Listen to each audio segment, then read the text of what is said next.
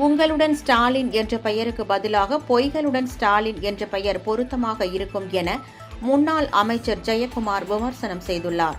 சென்னை அண்ணா சாலையில் உள்ள காமராஜரின் திருவுருவ சிலைக்கு அதிமுக சார்பில் மலர் மாலை அணிவித்து மரியாதை செலுத்திய பின் செய்தியாளர்களிடம் பேசிய அவர், தேர்தல் நேரத்தில் வீதி வீதியாக சென்று மனுக்களை பெற்றதில் எத்தனை மனுக்கள் மீது தீர்வு காணப்பட்டது என்ற விவரம் உள்ளதா என்று கேள்வி எழுப்பிய அவர், பொதுமக்கள் யார் வேண்டுமானாலும் தன்னை வந்து சந்திக்கலாம் என்ற வாக்குறுதி என்ன ஆனது என கேள்வி எழுப்பினார்.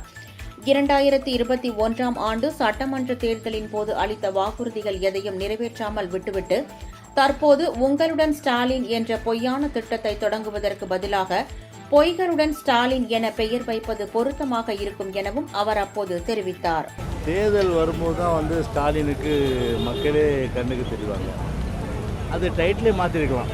என்ன கேட்டால் டைட்டில் உங்களுடன் ஸ்டாலின் என்பதற்கு பதிலாக பொய்களுடன் ஸ்டாலின் என்று அந்த டைட்டில் வச்சிருக்கலாம்.